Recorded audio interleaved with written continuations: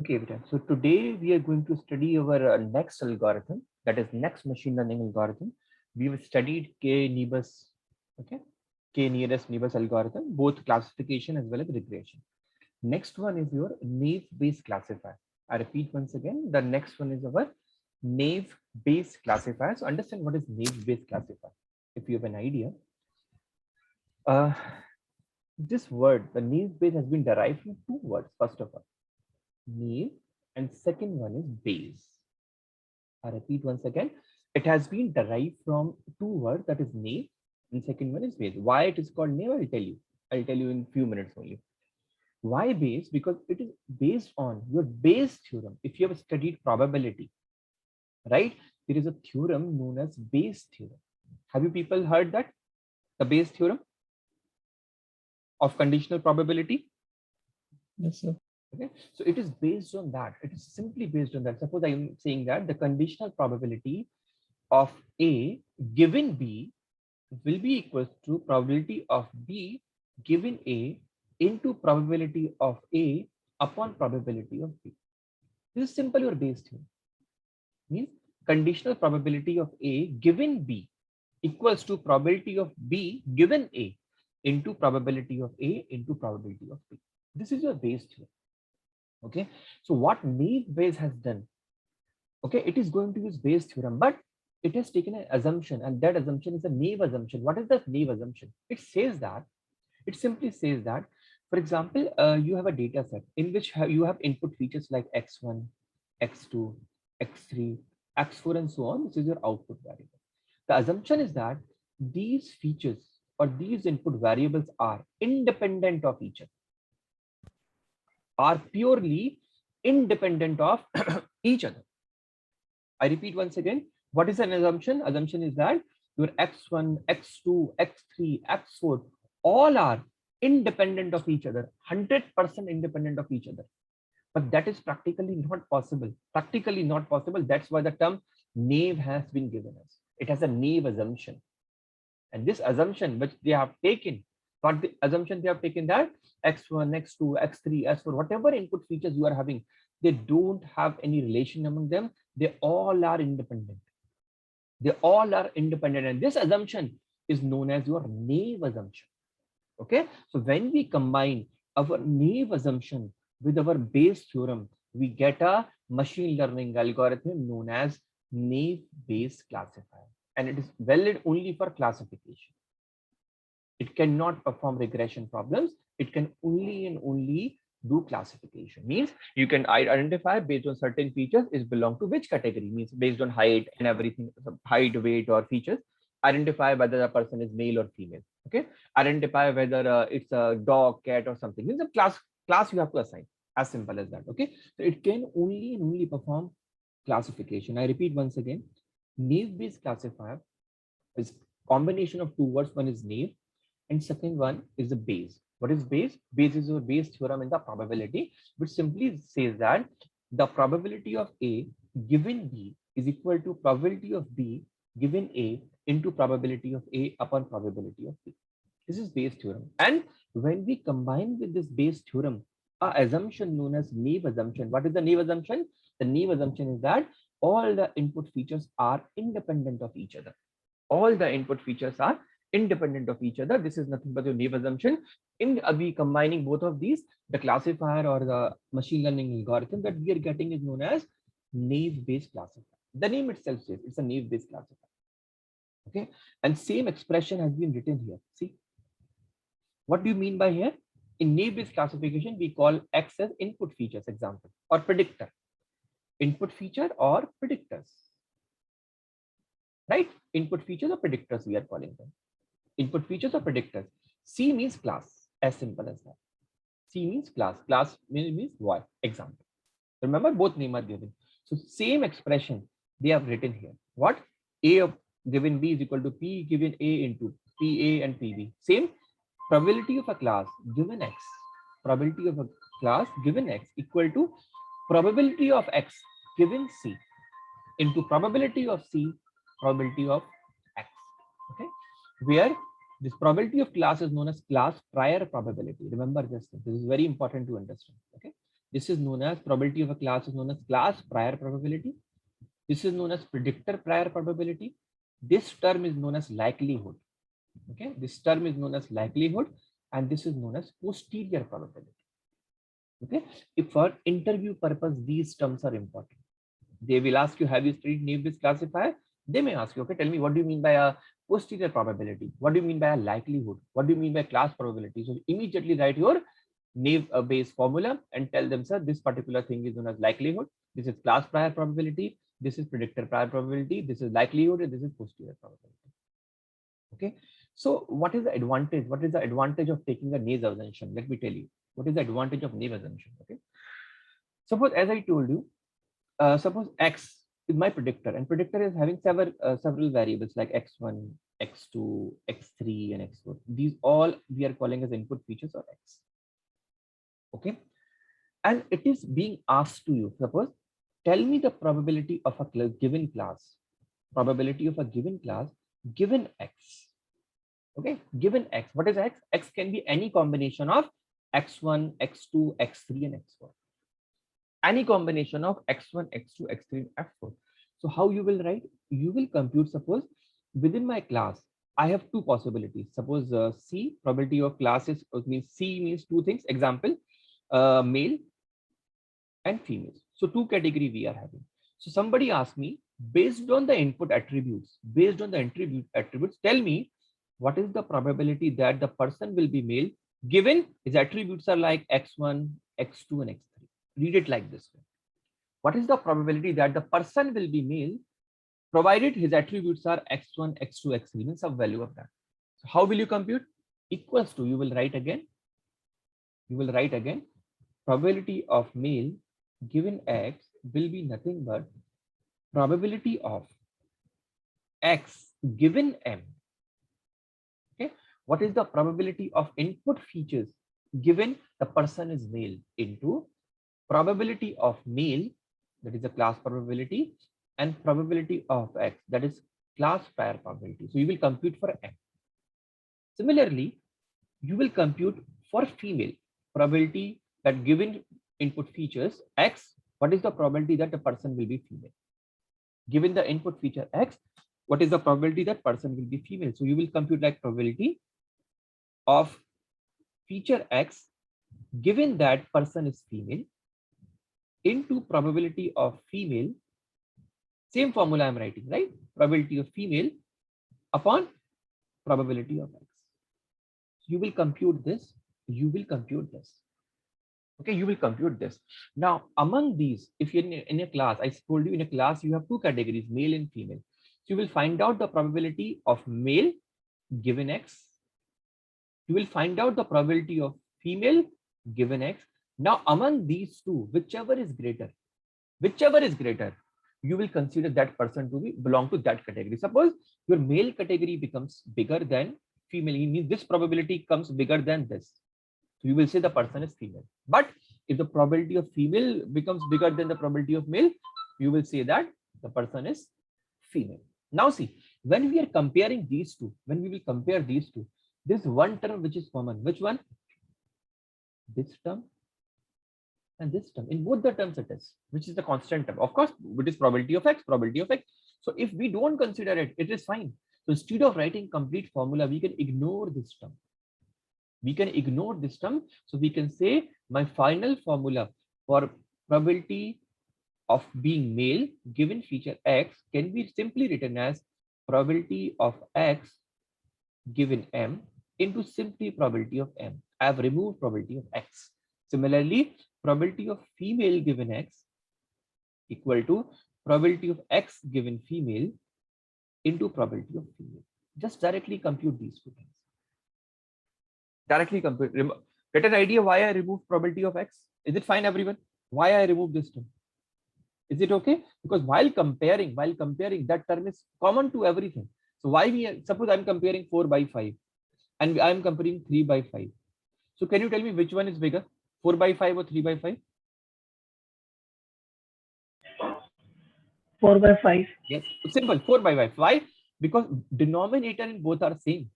So you don't need to compare. You are directly compare your numerators, right? You can directly compare numerators. So it is not required. So we compare 4 by 5 because we just need to compare them. That's it. We just need to compare them.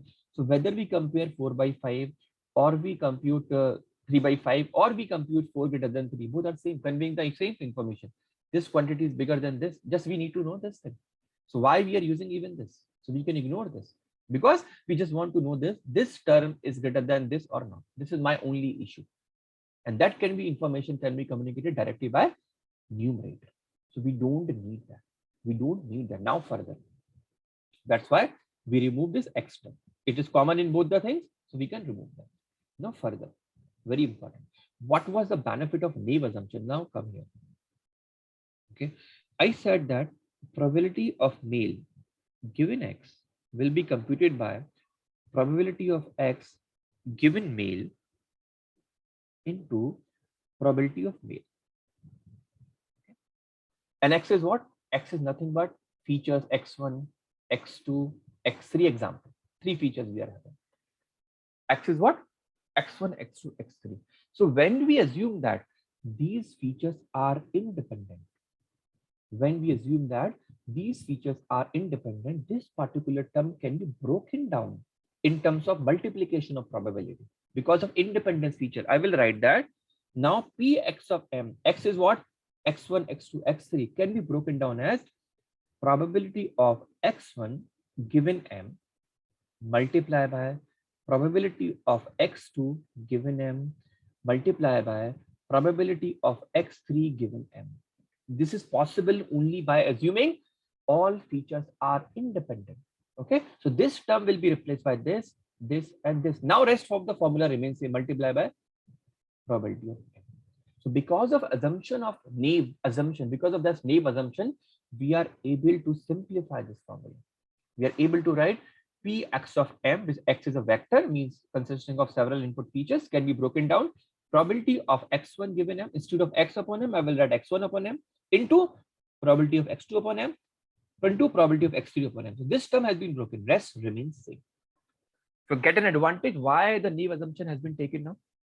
The calculation becomes easier for us. Similarly, if you ask for female, how will you write? Probability of female given x will be now becomes probability of x1 given f, probability of x2 given f, probability of x3 given f into probability of f. I hope it is fine, everyone. Now please tell me, is it fine? Yes, sir.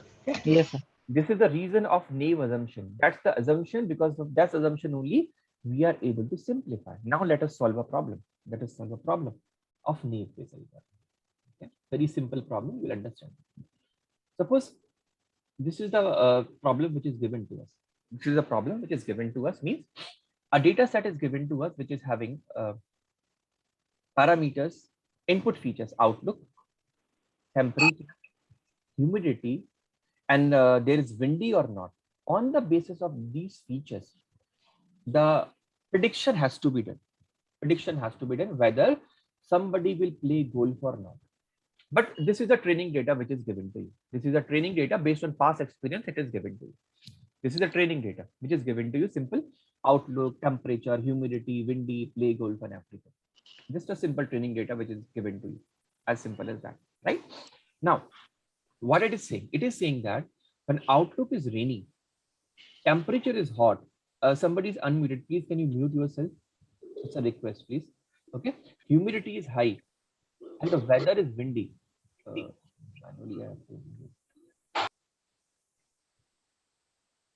And weather is windy. Person play golf. Next row says when outlook is rainy, temperature is hot, humidity is high, windy is true, the person doesn't play golf. So different conditions are mentioned that about outlook, temperature, humidity, windy, and play golf. From this training data, you have to compute your probabilities.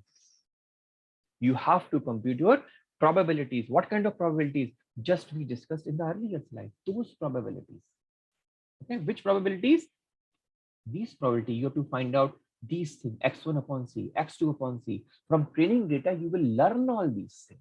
Probability of a class, probability of x1 given class, x2 given class, probability of xn given class.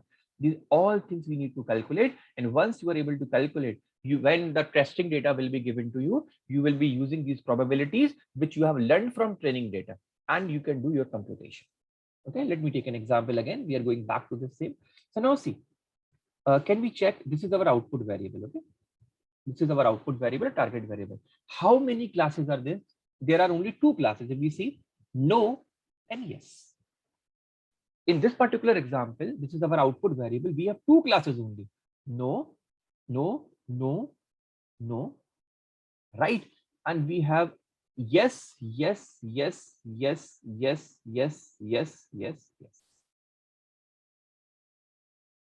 Is it fine? So this is the thing given to us. Now, if I ask you simple in this scenario, based on the training data, just tell me what is the probability that golf will be played? That means probability of yes. Can anybody tell me? Can anybody tell me, based on the above data which is given here, what is the probability of golf playing yes? Means golf will be played. How do we find probability? Everyone knows. We see total entries are 1, 2, 3, 4, 5, 6, 7, 8, 9, 10, 11, 12, 13, 14. Okay. Total 14 entries are there. Out of this 14, I'm asking probability of yes. So I will count only those sections which are yes. That is 1, 2, 3, 4, 5, 6, 7, 8, 9. Right? So 9 times yes is appearing. So I can say that my probability of yes is nothing but 9 by 14. Correct me if I'm wrong. Please tell me. Yes, sir. This is the class probability, right? This is the class probability of yes. Simple, as simple as that. There are two classes only, yes and no. So I need to find out, based on the training data, what is the class probability of yes. Similarly, now I can easily compute what is the class probability of golf being not played. How many entries are there total? 40.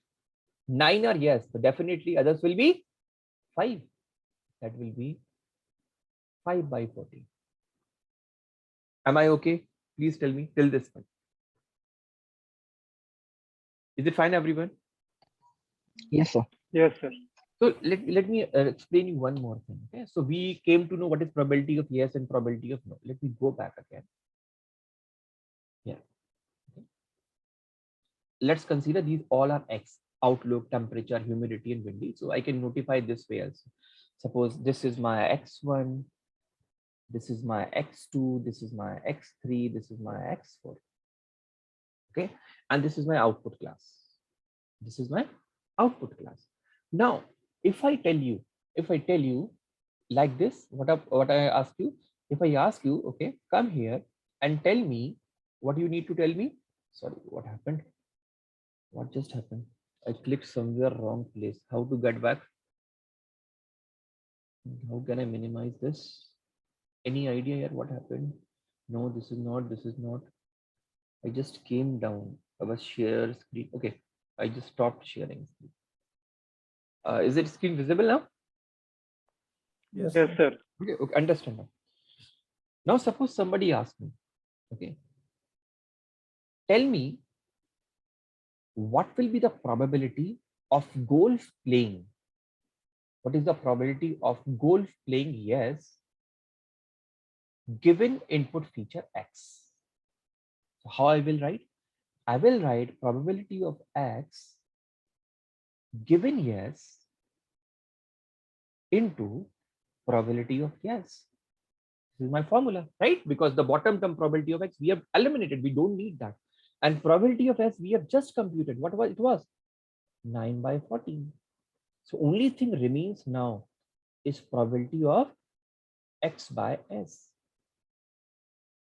Right? So now what you need? Remember, because we have taken X to be independent, we have 4 features: X1, X2, X3, and X4. And all these are independent. So this X can be broken down. Like how? Probability of X1 given as, probability of X2 given as, probability of multiply by probability of X3 given as, multiply by probability of x4 given as into all the terms have been taken, multiply by probability of yes, whatever you are having. Okay, and suppose now somebody says, what is x1? Suppose x1 is outlook feature that will come across. Okay, x2 is temperature, x3 is your windy or not, something like that. So we have to just compute these 4 probabilities, 1, 2, 3, and 4. This probability we have already computed. So once we are done with these probabilities, I can certainly find out what is the probability of yes given x. Similarly, same way, I will be able to find out probability of no given x. Again, because we have already computed probability of no. So again, if only 4 parameters are required. So how I will do that? How I will do that? Let's come to that. I'm coming here to second slide and see every feature now independently. Golf we have studied properly. There are only 2 classes in the golf, and those are yes and no, right? Those are yes and no. Only 2 features are there, yes and no. Perfectly fine. Among yes and no, now check their outlook. In outlook, how many different conditions are there? Rainy, 1. Overcast, 2. Sunny, 3. Rest, everything is repeating if you can check. Okay, so outlook has 3 different elements: rainy, overcast, and sunny. So we will determine their frequency table. We will determine their frequency table. And how we will determine, you will see that means you will check how many times rainy is appearing when play golf is yes. How many times rainy is appearing when play golf is no. Similarly, how many times overcast is appearing when play golf is yes. How many times overcast is appearing when play golf is no. Similarly, how many times sunny is appearing when play golf is yes, and how many times sunny is appearing when play golf is no. Similarly, you will go to the temperature. Now we will check how many options are there. Means one frequency table we will make for this one, outlook. Okay, one frequency table for temperature, one frequency table for humidity, one frequency table for windy. And same way, how many how many different features are there? Hot, mild, second, cool, 3. Only 3 options are here. Perfectly. And same we will do. How many times hot is appearing when the play golf is yes? How many times hot is appearing when play golf is no? Similarly for mild and cool. Now come to humidity. How many times humidity is appearing? How many distinct feature humidity is having? High, 1 option. Normal, 2 option. And again, 2 options are there only, high and normal. Okay, so again we will check frequency table of this. Come here to the windy. How many options are there? Only 2, false and true. So again, we have to make 4 frequency tables. How we have to make 4 frequency tables: 1 for outlook, 1 for temperature, 1 for humidity, and 1 for windy. Okay, from the training data set. So how we will go? We will go again to the next slide. See how we will prepare. This is the frequency table. What we will note down in outlook, there were 3 options. Remember, sunny, overcast, and rainy. Perfect or not? Only 3 options were there: sunny, overcast, and rainy. So we will mention, okay, outlook. I'm drawing the frequency table for outlook. 3 options are there: sunny, overcast, and rainy. And play golf has 2 options: yes or no. So count in your table, in your original table, how many times sunny is appearing when play golf is yes. How many times sunny is appearing when play golf is no. Note it down. How many times overcast is appearing when play golf is yes. How many times your overcast is appearing when play golf is no. How many times rainy is appearing when play golf is true. How many times rainy is appearing when play golf is no. Go to your table and count. Go back to your table and count. For example, sunny we want to check. Let's check in the yes column. In the yes column, play golf, how many times sunny is appearing? So I'm going back and check yes column. See how many times sunny is appearing. First case, not available. Second case, yes, available. Let me highlight that. Okay. I go to the sunny and check how many times in the yes sunny is appearing. 1 time. Search any other yes row. Okay, second yes row again, sunny is appearing. Perfectly fine. Move ahead. This is overcast, no. This is rainy, no. Check it again everywhere. This is yes again. Okay. So when play golf is yes, sunny is appearing thrice. Perfectly fine. We'll note it down. Now, when play golf is no, check how many times sunny is appearing. When play golf is no. Okay, when play golf is no, let's check it out. No, it is not there. No, it is not there. No, it is there. So I'm highlighting it a bigger one so that we can differentiate. Appearing here. Again, go to the no, no, no. Yes, it is appearing. So note it down. Note it down. Okay. When play golf is yes, sunny is appearing thrice, and when play golf is no, sunny is appearing twice. Just we note it down. Okay, we note it down. So see, same thing has been noted here. Is it fine, everyone? Please tell me. Yes, sir. Everyone, is it clear? I'm able to hear only word of one person. Others, please. Is it okay? Yes, sir. No problem. Same way we'll go to the overcast now. Same way we'll go to the overcast table now. Check how many times overcast is appearing when play golf is yes. Okay. Same way we will do with the overcast. Okay, we get into the overcast. Okay, yes, overcast is appearing perfectly fine. No, no, we see only yes option, right? Yes, overcast is appearing.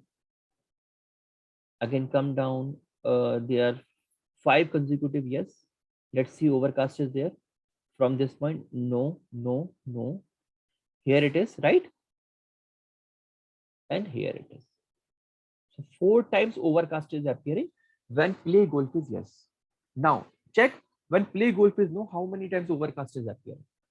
Play golf is no, not appearing, not appearing, not appearing, not appearing, not appearing. Means when play golf is no, there was overcast condition to be 0. No overcast thing was mentioned. No overcast thing was mentioned. Okay, so note it down and in your table. Go to your table and mention when play golf is yes, overcast condition was 4 times. But while play golf was no, overcast condition was not there. Right? I hope it is clear now. Everyone? Yes, sir. Fine. Similarly, we can go to now rainy thing in the same outlook column. We'll go to the rainy again and see how many times rainy is appearing when the play golf is yes. Check it. This is yes. Okay, so go to the yes. No, no, no, no. Yes, here it comes rainy. Okay, first option. Rainy, yes, again 2 option. I guess 2 times it is only appearing. If you see that in the yes case, only 2 times rainy is appearing. And in the no case, let me check how many times it is appearing. 1, 2, 3. That's it. So 2 times when yes and 3 times when no. So we'll note it down. We'll note it down in our frequency table. So we came here to our frequency table and see. We noted down. Is it clear, everyone? Yes, sir. Okay. Yes, sir. Now suppose what we need to calculate. Now we need to calculate the probabilities.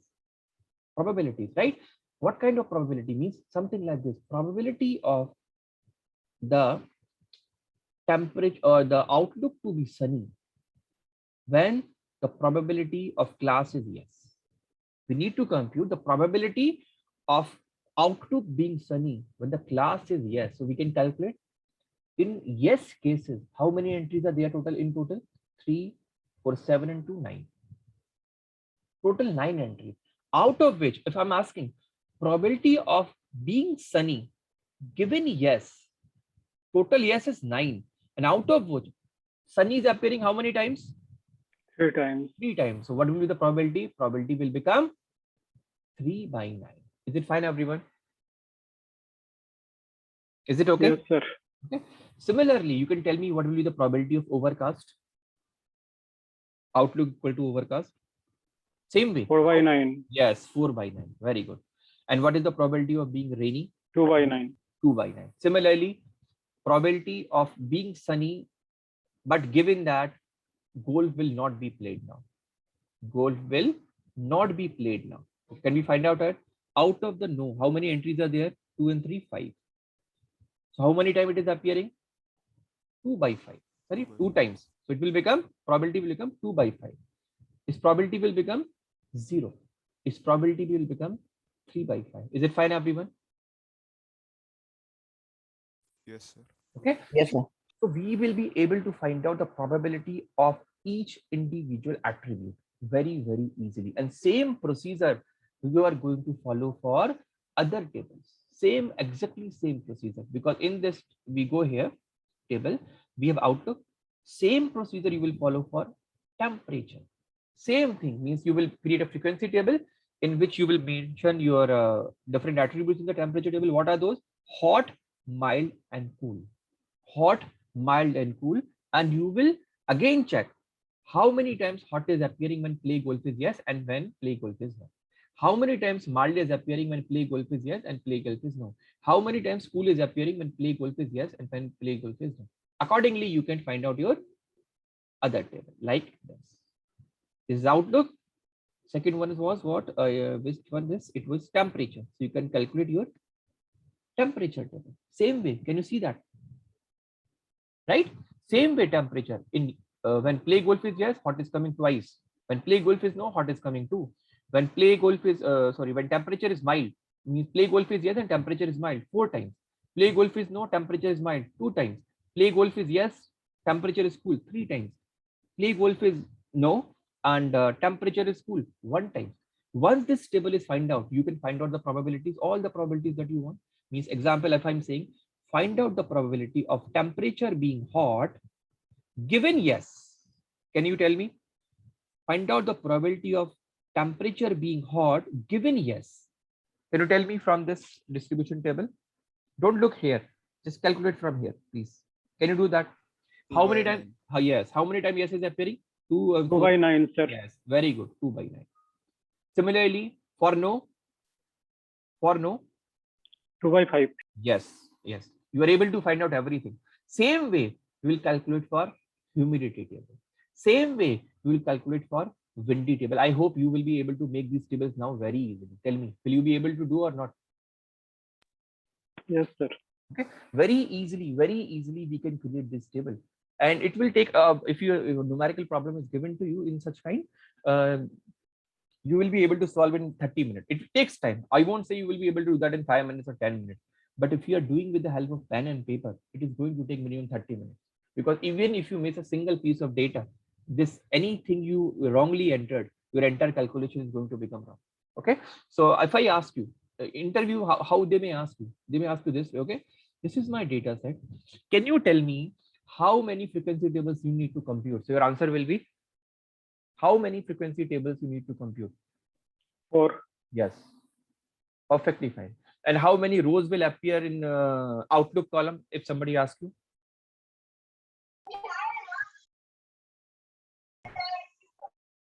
In Outlook, how many rows will appear? 3, sir. Yes, rainy, overcast, and sunny. In temperature? 3. Yes, 3, very sir. good. Yes. Humidity?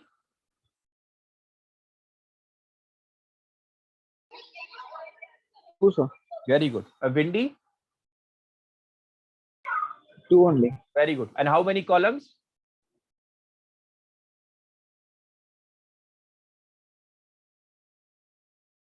How many columns? 2 columns, sir. Yes, 2 columns. So you will not answer this. You will answer that. Sir, number of rows will dependent on how many distinct attributes are there in a particular column. Understand? You will say the number of rows will depend on number of distinct attributes in a particular column. Right or wrong? Is it fine? How many distinct attributes are there in a particular column? That is will be the number of rows. Now, how many columns will be there? So it depends on number of classes in the column. Number of classes in the output variable. Number of classes in the output variable. That will be your number of columns. I hope things becomes very much easy now. Is it fine? Yes, sir. It's Yes, very, sir. very understand how to answer them technically. Okay, you will say that so number of rows depend on the number of distinct attributes inside a particular column, and number of column depends on how many number of distinct classes are there. In our case, we have 2. In other cases, you may have 3, 4, 5. You never know. Accordingly, you will extend number of columns. That's why it is important to understand. Right now, it was yes and no. So that's why you are creating only yes and no. Suppose they would have been 5 classes. So how many columns you will create? How many columns you will create? If we have 5 classes, like example, we are creating, I'm trying to classify animals. One class is cat, one class is dog, one class is horse, one class is zebra, one class is lion. So how many columns you will create? If I ask you. 5, sir. Yes. Okay. So always look your output variable, means output variable, and how many classes are there. Same number of columns you have to create inside your frequency table or likelihood table. I hope it is fine, everyone. Is it okay? Yes, sir. Don't rigid yourself. Yes, sir. No, don't rigid yourself. I will create only 2 columns. No, here the 2 columns have been taken because it was the case of our output variable. It has 2 classes only. But in real cases, you may have multiple classes. So don't worry. Create as many columns as you want. How will you create? How will you create? Suppose here the outlook is you will extend your number of columns like this. As many classes, as many columns. Suppose this is cat, this is dog, this is lion, this is horse. I hope you are getting now. Now see how many times Sunny is, example, Sunny is appearing when the output column is having cat. You mention that. How many times Sunny is appearing when the output column is having dog? Same way you will fill the data and you will calculate it. Is it fine? Yes, sir. Okay, so don't rigid yourself.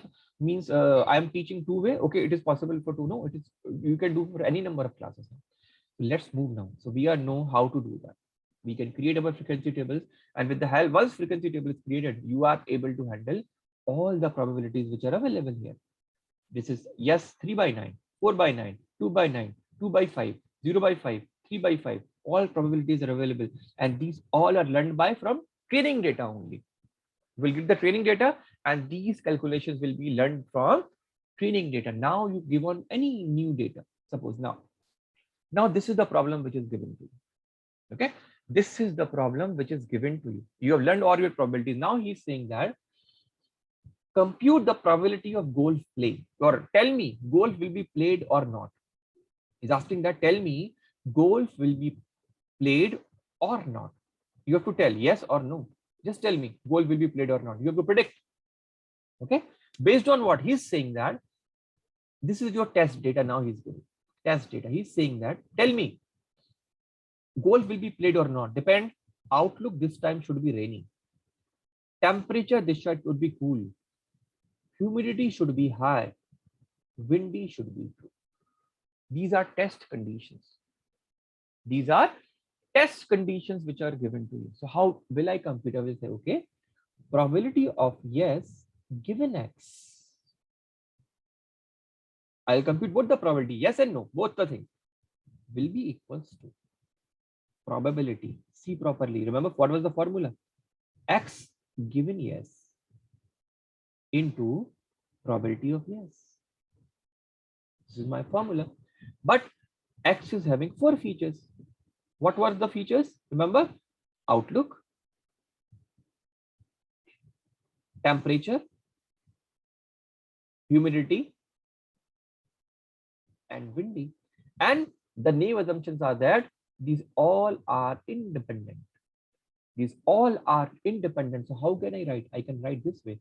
Probability of yes given X will be nothing but, break it down. Instead of X, break it down into X1, X2, X3, X4. That is outlook, temperature, humidity, windy. So I'll say that probability of yes given X will be nothing but probability of outlook. What is outlook? Rainy. So you will calculate X given yes. Now you will mention probability of rainy given yes. Multiply by, because independent, right? So because of independence, we can multiply. What is second? Second is temperature.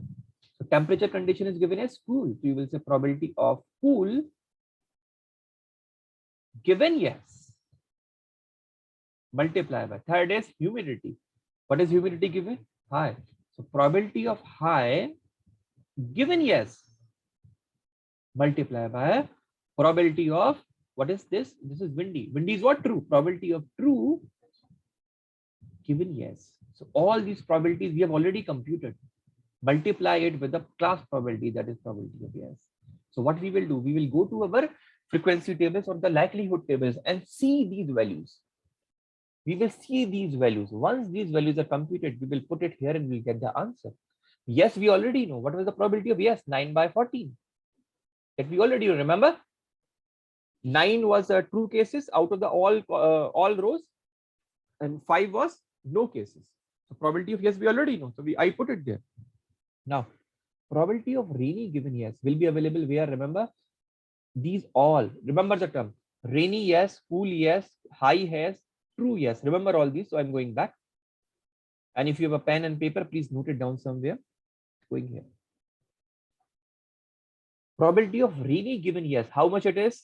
Can anybody tell me? Probability of rainy given yes. 2 by 9. Yes, very good. Note it down somewhere. Note it down somewhere. Okay. See, probability of rainy given yes is 2 by 9. Okay. Probability of cool given yes. Go back. Probability of where is the cool? Cool thing is available in temperature. Probability of cool given yes. What is that? Tell me. 1 by 3. Yes. 3 by 9. Right? 3 by 9. Probability of 3 given yes is 3 by 9 or 1 by 3. Perfectly fine. Both the same. Now, what is the other one? Next one is probability of high given yes. I think it is a high humidity.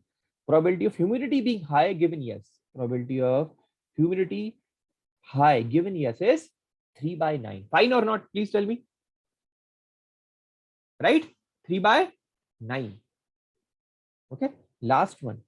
Probability of windy true given yes. So go back. Probability of windy true given yes is what? 3 by 9. So we noted from this table and went back and put the formulas. 2 by 9, 3 by 9, 3 by 9, and 3 by 9 multiply by 9 by 14. I hope it is fine, everyone.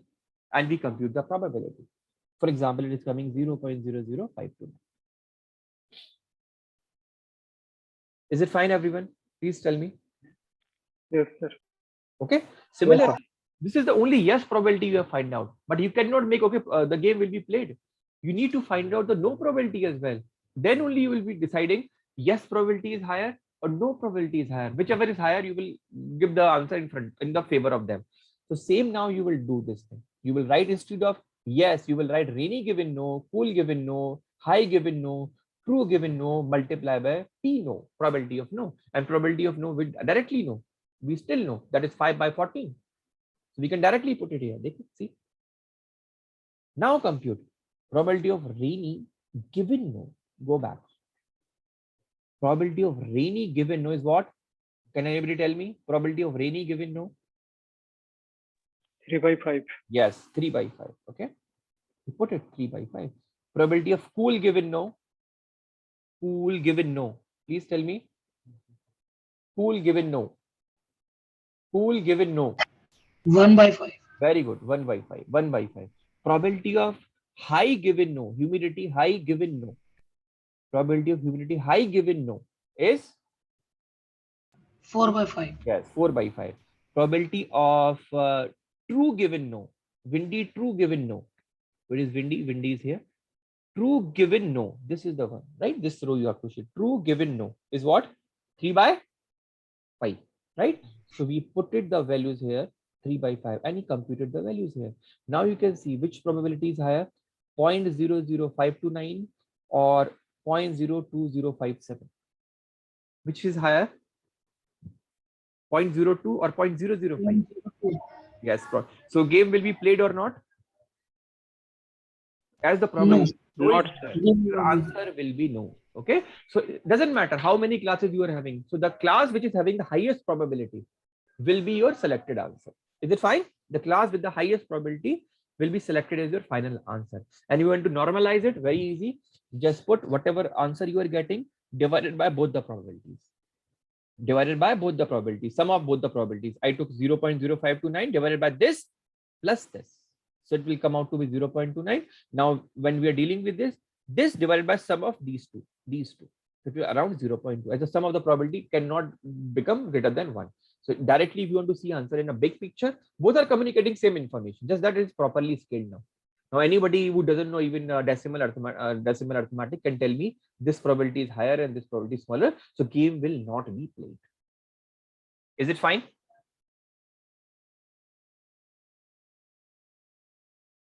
Please tell me, everyone. So if I give Yes, you any other data instead of if I change outlook should be windy or something, let me give you a problem. Let's check we will be able to do that or not.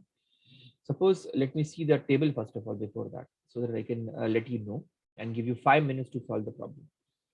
Let me go here. Table. Outlook, humidity, temperature only. Perfect. Okay. Suppose I give you a problem that tell me outlook is sunny, temperature was cool and hot. Temperature is hot, humidity is low. There are two options is there, and windy is true. Can you tell me game will be played or not? I'm showing you this. Note down just sunny, hot, low, and true. Sunny, hot, low, and true. Outlook is sunny, temperature is hot, humidity is low, and windy is true. Windy is true again. From this data, can you tell me what will game will be played or not? I said outlook equal to sunny. Humidity, I said, I think instead of high, take it normal. Take it as normal. Okay, take it as normal. Temperature, I said hot, and windy is true. Can you tell me gold will be played or not? I hope you will be able to determine easily. I'm mentioning here if you want. So it will be better. Temperature, outlook, I want sunny. Humidity, I want normal. Temperature, I want hot. And windy, I want true. Can you tell me golf will be played, yes or no? This is the condition. Can you do that? Please tell me. I think it should take now only 5 minutes because tables are in front of you. You have to compute again two probabilities, one of yes, one of no.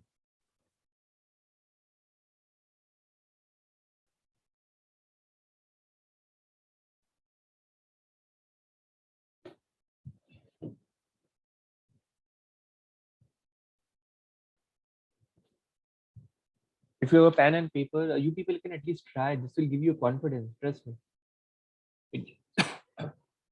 It will give you confidence that I am able to solve all the problem by my hand. That's why my objective is don't just using code. You should know what is the mathematics behind that.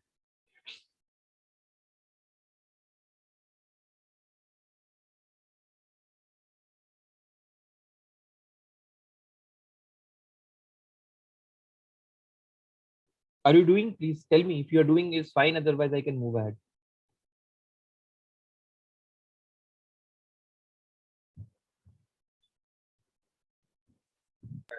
Yes, sir. You can go ahead. It's done. Is anybody doing or not? Just tell me at least yes or no. Is anyone working?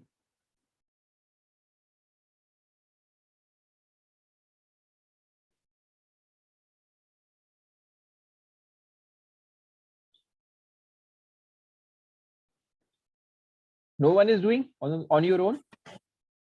Yes, sir. Yes, sir. Okay, give a try, but that is good. You should give a try. Only looking the videos on the phone will never make you a machine learning engineer until you use a pen or paper and type on the laptop. That's primary thing. And a lot of content has been already delivered to you. If you don't practice, but everything will go into the vein.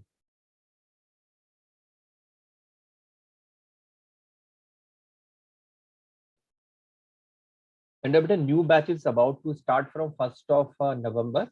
So in case if some of your friends want to pursue their career in machine learning or everything, then you can communicate to them. Okay, if they are willing to learn. But please recommend only those who want to learn.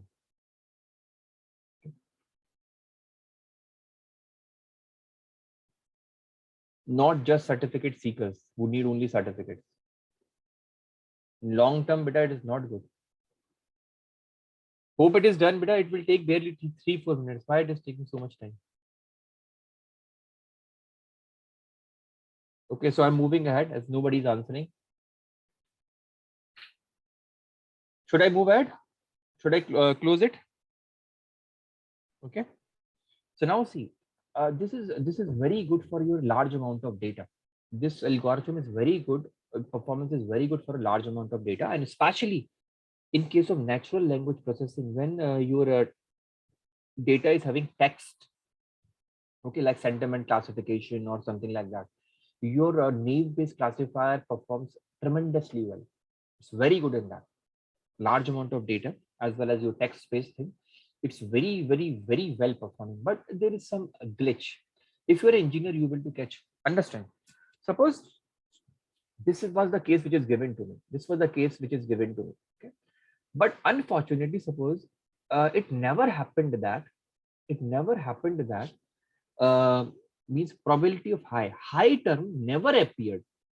High term never appeared means in the frequency table when the play golf is yes, and I'm mentioning humidity like this, okay, and humidity I'm mentioning as a high and normal example, high and normal, and here we have mentioned yes and no. Okay, we make this something like this. Unfortunately, what happened? High never appeared when the golf was played yes. In no, it appeared perfectly fine. Hello, Right. sir. Yes, please. Sir. Yeah. Probability of playing game possibility is means yes is high.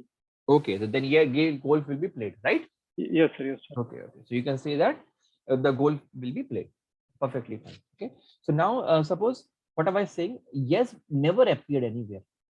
Okay. When normal, suppose it appeared, doesn't matter. But the case that was given to you is this one, not played ever. Okay. Means sometime what happened? The golf was never played. Then what will happen? As this term is never appearing when golf was played, so immediately your probability will become 0. Okay, right or wrong? Because this term never appeared. It appeared 0 times based on your training data. It appeared 0 times when the golf was played. So probability of high given yes, if you are going to find out, will be nothing but 0, as the your numerator will become 0 by whatever you are having, 9 in our case. So immediately your output will become 0. And suppose it happened same with the case of no. It happens same with the case of no, means high and no doesn't appear everywhere. I'm just giving an example. Okay, if anything is appearing 0, then what will happen? This term will become 0, and immediately your probability becomes 0. Will you stop here? No, there is a smarter way. There is a smarter way. Let's check the probability directly. Don't confuse if this parameter is 0. Okay, my output will be 0. The 0 frequency problem is there in the naive-Bayes algorithm, but we are ingenious, right? We are ingenious, so we can solve this problem. Okay, one parameter is making 0, fine, but other parameters are there. Let me check those. And how can we counter these? If you have studied mathematics well, right? If there are 4 features, x1, x2, x3, and x4, and suppose x3 is 0. Okay, but I want computation based on x2 and x4. I want to use them. So I can't directly multiply them, but we are smarter, we are ingenious. We need to think again, okay, no, there is a way to solve it. How? Instead of x1 multiplied by x2 multiplied by x3 multiplied by x4, if we take log of this, okay, so problem will now become log of x1 plus log of x2 plus log of x3 plus log of x4. Now it's perfectly fine. Even if x3 is 0, let it be. I can compute my result on the basis of x1, x2, and x3. Means your 0 frequency problem can be solved by taking log. Means don't take log only in one case. If you're taking log in yes case, you have to take log on no cases as well. Otherwise, you will not be able to compare, right or wrong. Okay, so somebody asked you probability of x, and one term is becoming 0 in any of the case. Best way, 0 frequency problem, we call it as take log of this equation. Whatever equation you have written is take its log. It's not put it here, take its log. Similarly, here also take its log. So any of the term or frequency is becoming 0 in any yes cases and no cases. Better take log of both the cases. Now you can give your results. Okay, so this is how we solve your zero frequency problems. Is it fine, everyone? Yes, sir. Okay, this is the way. If one frequency is becoming zero, output will immediately become zero. This is known as zero frequency problem. But don't worry, we are engineers. We always have to think about solving the problem. So we know the log can solve this problem. Log can convert your multiplication into summation. Now one term is zero, don't bother. At least other features can affect. X1, X2, and X3 will X4 will play into the role. But understand, log should be taken of both the cases, this one and this one. Okay, I think we are done with it. So now let's move to the practical implementation. Now we will build our machine learning algorithm of naive-Bayes classifier. So I'm going to my Jupyter notebook back again. I hope it was easy. Both the algorithms that I have taught you, KNN, everyone should know on the fingers. Okay, how it is based on the distance calculation. Naive-Bayes, very simple Bayes theorem we have to apply along with naive assumption. That's that easy. And if some person of you are in BTech final year, I'll advise you make your final year project to be a machine learning project, and your teachers will be impressed. Try and do this. Make a machine learning project. You already know 2 algorithms. We will study at least 3-4 more. Okay, so you know already two machine learning algorithms. But drawback, remember, this naive-Bayes classifier can only do classification. It cannot do regression. It's a classifier only. It cannot do regression. Only classification things can do. Okay, so you make your final year projects based on that, and your teachers will be impressed. And seriously, if you are going to make a good final year project, and you can tell in your interviews as well, your job interviews, sir, I worked on the machine learning, I worked on this particular project. Your interviewer will also be impressed. But before saying all these things, please practice everything that I have taught you. Don't say I know machine learning and everything. I know just algorithm. What happens under the hood, I never know. You are going to be rejected for sure. So study everything properly, whatever being taught to you. Because we have almost covered more than, if I clear, 40 hours. 40 hours of learning has already been done. We nearly cover 1.5 hour each day. Okay, so several things, we have more than 1 month of training has been passed out. So we are almost done 40 hours. So 40 hours for you need to practice at least 100 hours. Then you can say, okay, I know everything. Otherwise you'll forget. Okay. So now this thing has been done. So I'm moving to my Jupyter notebook. I think this is KNN. So what I'm going to do, I'm going to take my... One thing Yes, please. I would like to know. Yes. Sir, in case if there are not 2 classes, yes or no, but we have more than 2 classes. Sir, In the yes, same case, we will be getting the probability for each and every one. sir, And just... then Yeah, please. how can we get this belongs to which class, which is having Yes. the highest probability? Yes, sir. Same. I just told, Okay. actually, I think you missed that point. I explained this thing. Okay. I explained Right. this there itself. While we will create a frequency table, right? While we will create the frequency table, write this, for example. I explained this thing particularly. You will make frequency table like this, first of all. Okay. Suppose my column is Outlook only. Okay. And this is frequency table. And suppose you have 3 options only. Again, one, same, sunny, overcast, and rainy. But this time we have, instead of 2, 3 options. Yes, no, and dicey. Example, right? Yes, no, and 3 classes. So you will follow the same procedure again. You will follow same procedure again. Means how many times sunny is appearing when the game plays yes, you will enter here. How many times sunny is appearing when game plays no? How many times sunny is appearing when game plays dice? Okay, so depending upon how many times it is appearing inside your class labels, you will mention here. And this time you will calculate 3 probabilities. One, probability corresponding to yes given x. Okay, probability of no given x, probability of dicey given x. I think this was your question, right, sir? Yes, it's fine. Yeah. Fine, So sir. yes, sir. We will compute all 3 probabilities, and the probability which is highest among these 3. The probability which is highest among these 3 will be selected as final probability.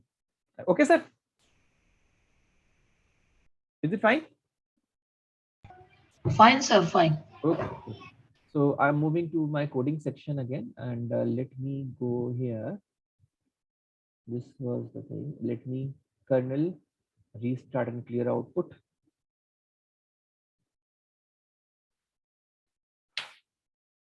Okay, and let me run the first cell. It's a classification. So I'm already using the same data set that we have used for the Titanic. So where were we? Yeah, I think here we are. Okay, so I'm starting from here. I'm reading my Titanic data set. Let me zoom it a bit, okay, so that you can see. I'm just reading my Titanic data set. Reading is first 5 rows to get a insight of the data. Okay, we are able to see it. This is the data, and this is my output variable. Remember, we have to find out which is my output variable. So output variable is nothing but my survived column, okay, or dependent variable, and rest are my input variables or independent variable. So I just mentioned survive is a dependent variable, rest are independent variables. Now among them, remember what we did? This call name, this is the name column, mean identity of someone. When we have such kind of columns which represent identity of someone or unique ID for each person, we never use such kind of things in our machine learning algorithm. So we need to drop this name. Okay, same thing we did in the Titanic data set. So I'm dropping it. So df1.drop name x is equal to 1 in place equal to 2. Simply a drop. Again, I'm checking first 5 rows so that I can see, okay, the name column has been dropped or not. Yes, it has been dropped. Perfectly fine. Now we are going to check missing values. Remember, for building any machine learning algorithm, 2 things are important. There should be no missing values. And second thing is that there should be no text column. If there is any text column, please convert it into the numeric column. So first we are going to check the missing values. Okay, no missing, we'll check it. df1.isNull.sum. There is no missing values. We are lucky. Now what we are going to do, we are going to convert our text column, which is our text column in this case, sex column. So we have to convert into the numeric column. For the same, we called our dummy method that we studied last time, and we will be converting this single column into 2 columns. Okay, one corresponding to male, one corresponding to female, but in numeric, representing ones and zeros, which is also known as one hot encoding. So we saw that my sex column has been converted into, okay, sex male and sex female. After that, we have to identify which one is my output variable. So we know that survived is my output variable, rest are my input variables. We will separate. So input will be having, X will be having only these columns, and Y will be having only survived column. So if we drop from entire df1 survived, so we will get only X. Okay, so what we did the same thing here. We came here and said df1.drop survived, X is equal to 1. So we dropped everything from the df1. So only these columns will be remaining. So they will become X, and Y will be what? Nothing but the survived column. So we did that. We separated them. We checked the X top rows. Okay, now survived column is not there, and Y. Okay, only output variable is there. Now once your data is ready, we need to split them into 2 parts: training data and testing data. For that, from the sklearn library .model selection, as we did last time, we imported train test split, which is split your data into training and testing. I run that. Okay, this is imported. Now this function needs your X variable, that is your input variables, and your output variable. Pass them. I select a random state. Any random state can be given here, or even you can leave it. If you skip the random state to be given, every time you are going to run your algorithm, your results will be different. To ensure that every time I get the same result, you can put any random state here. Now, next argument is test size. You have to tell them out of the entire data, how much percentage you want to be a test part. A remaining will be a training part. So I said 0.2. Normally, what is the outline? 0. Means 25% to 25%, 20% data we normally keep for the test data. This is not a hard-coded rule. This is not a hard-coded rule, but this is a general practice. 25% of the data is normally, or 20% of the data is normally kept for the testing purpose. Okay, but this is not a hard-coded rule. I repeat once again. So I put 0.2. Okay, 0.2. 0.2 means out of the entire data, test data should be 20% of that, and 80% of them will be training data. And then I said stratify is equal to Y, which means that when we separate our data, separate of the data, then the class representation of output variable in training and test data both should be same. For example, it is survived and unsurvived. So suppose in Titanic data set, 70% people died. Okay, and 30% people were not died. So same information should be communicated in training and testing. Means in entire training data, 70% out of the entire training data, 70% should be died, 30% should be alive.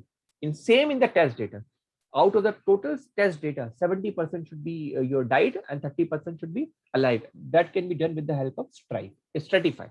And here you will pass your output variable, and it will give me 4 things: X train, X test, Y train, and Y test. Okay, so as the data has been divided into 2 parts, X data has been divided into 2 parts, that will become X test and X train. Y data will be divided into 2 parts, Y train and Y test. Same thing is mentioned here. Now, run. One type of scaling we have already studied. Perfectly fine. We have studied one type of scaling known as min-max scaler, which scales your columns between 0 and 1. There is one more kind of scaling known as standard scaling, which is quite popular and even better than. Purpose is same, bring the data in the same range, but min-max brings them between 0 and 1 or whatever pre-scale you define, bring in that. But second one is your standard scaler. You can go here and check. Sir, one thing before going to change it, Yes, please. can you tell us once we are providing fit and transform for X train Yes, and S transform for X test. yes. So can you explain again, sir? I have forgotten why we have used fit transform for X train and but not fit Actually, for you. see, fit is always used for training. Remember, fit is always used for training, right? And training is always done on the training data only.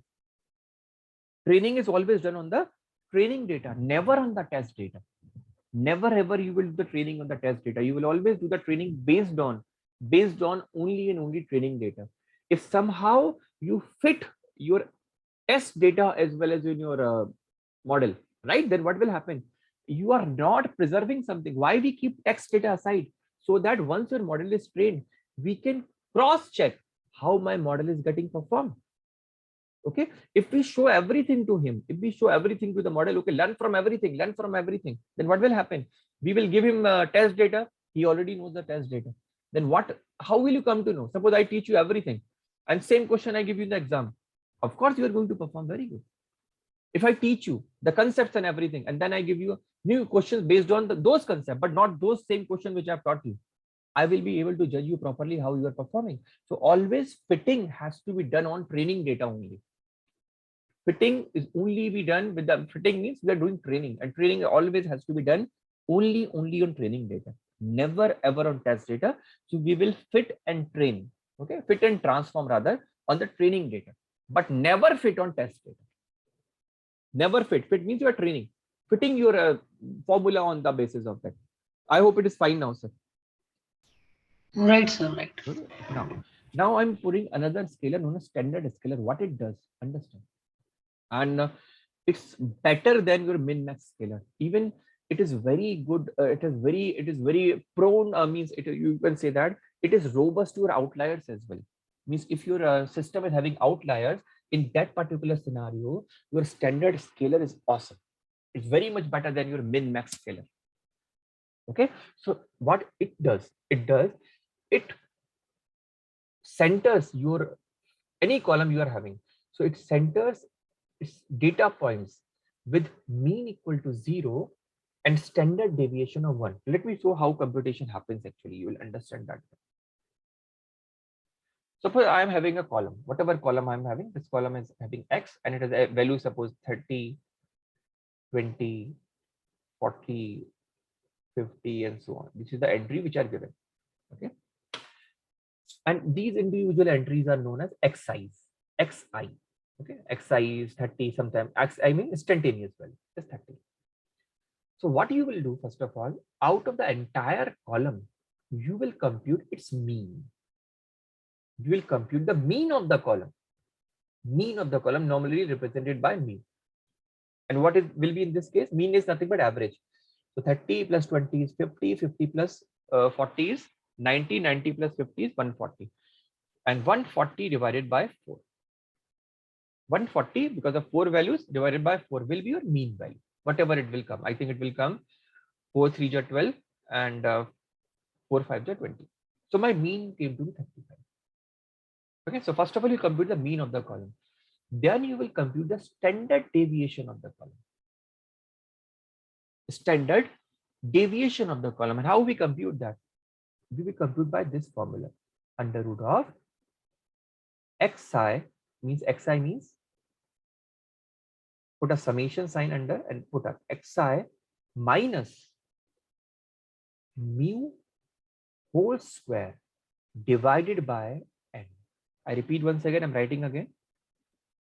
Summation of I is equal to 1 to n xi minus mu whole square divided by n means what you do, take your xi value, that is 30, like this, 30.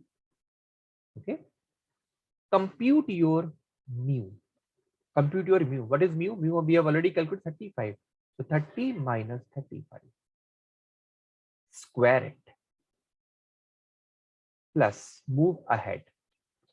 Take second value of xi. What is this? 20 minus mu. What is mu again? 35. Square it. Similarly, move xi. Xi is 40 minus mu. Mu is 35. Square. Plus last value 50 minus 35 whole square. Add all of these. So we have put a plus sign. So this term means this thing. Are you getting an idea now?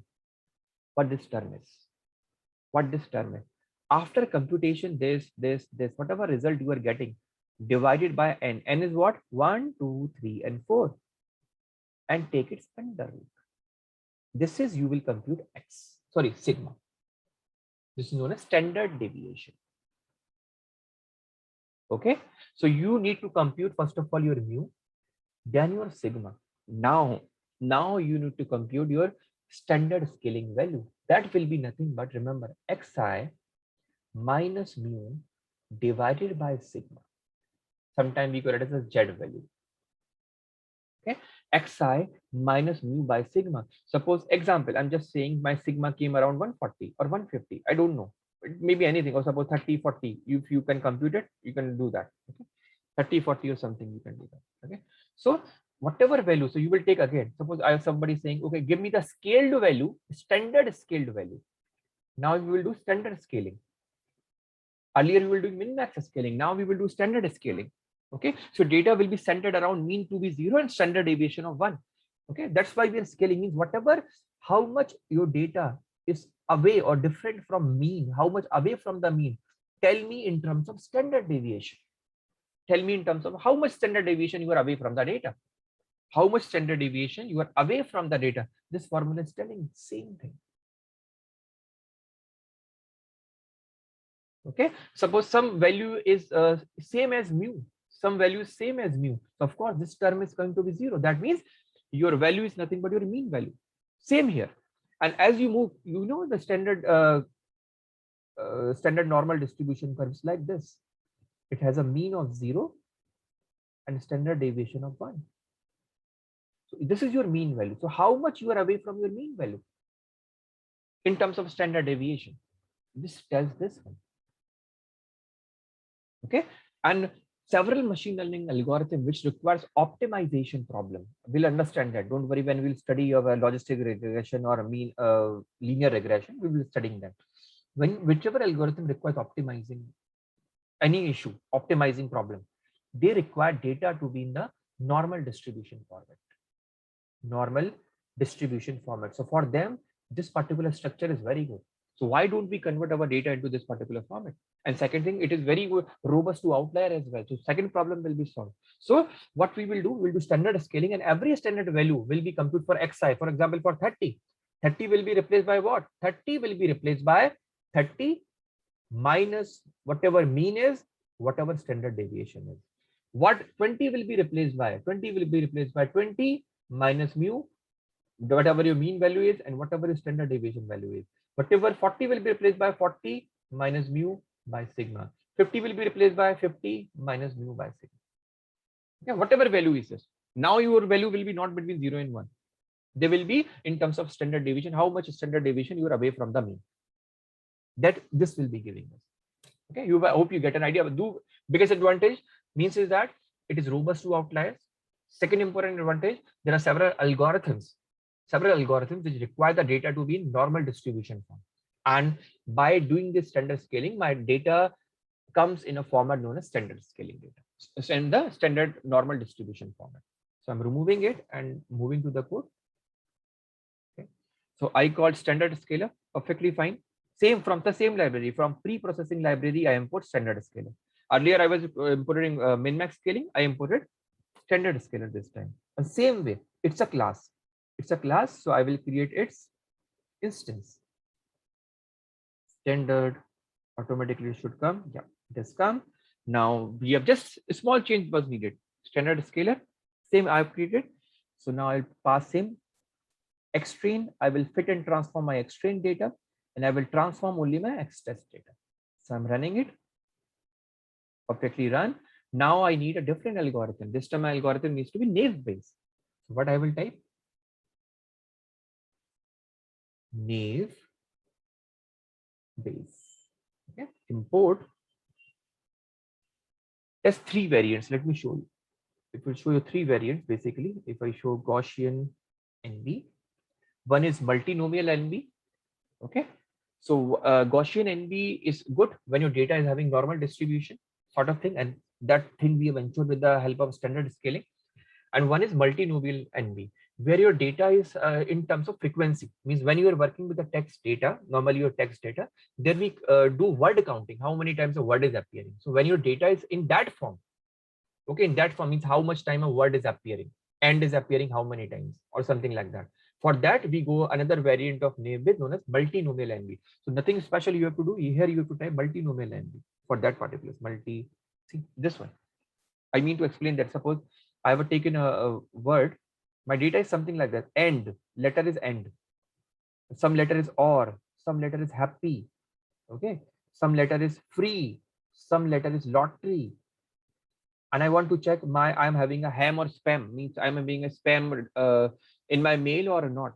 So lottery is coming for example in a sentence 2 times, and is coming 1 time, or is coming 1 time, happy is coming 1 time, free is coming 3 times. So what is repeating? We are mentioning here how many times this is appearing. Okay, and for these kind of data, you need multinomial NB. For that particular purpose, you need means instead of normal data, numeric data. Data is numeric still, but it is a frequency count. How many times this word is appearing? For these particular scenarios, your multinomial NB is very good. But in our case, this is not the case. So we will not be using it. We will be using Gaussian NB.